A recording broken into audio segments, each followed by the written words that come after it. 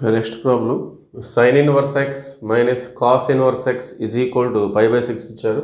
We have to solve this. Solve అంటే మనం x value find out చేసుకోవాలి. So first of all write given equation. ముందుగా ఇచ్చిన equation తీసుకుందాం. So adding cos inverse x and subtracting cos inverse x. So దీనికి మనం cos inverse xని plus minus రెండు ఒకేసారి చేద్దాం.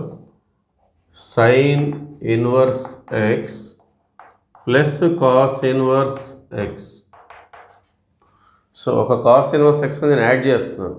సో వాల్యూ మారకూడదు కాబట్టి ఇంకో కాస్ ఇన్వర్స్ ఎక్స్ని మైనస్ చేయాలి. ఆల్రెడీ ఒక మైనస్ కాస్ ఇన్వర్స్ ఎక్స్ ఉంది. సో ఇంకొకటి సబ్స్ట్రాక్షన్ చేస్తే minus 2 cos inverse x is equal to pi by 6.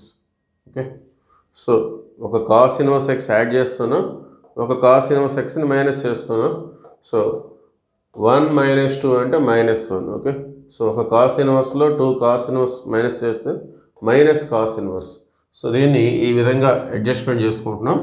ఎందుకంటే ఇంతవరకు ఒక formula sine inverse x plus cos inverse x, ఇంతవరకు ఫార్ములా దీని వాల్యూ వచ్చేసి మనకి π/2. ఓకే, సో దీన్ని ఇలా రాయటం కోసం ఒక కాస్ ఇన్వర్స్ ఎక్స్ని యాడింగ్, ఒక కాస్ ఇన్వర్స్ ఎక్స్ని మైనస్, ఆ విధంగా చేయడం జరిగింది. So π/2 minus 2 cos inverse x is equal to π/6. ఈ π/6 left side, 2 cos inverse x right side. So π/2 అంటే 90 మైనస్ π/6 అంటే 30, అది లెఫ్ట్ సైడ్ వస్తే మైనస్ అవుతుంది. So 2 cos inverse x right side వెళ్ళినట్లయితే ప్లస్. ఓకే, సో 90 మైనస్ 30 అంటే 60 degrees. Therefore 2 cos inverse x is equal to 60. So 2తో cancel చేసినట్లయితే cos inverse x is equal to 30 degrees.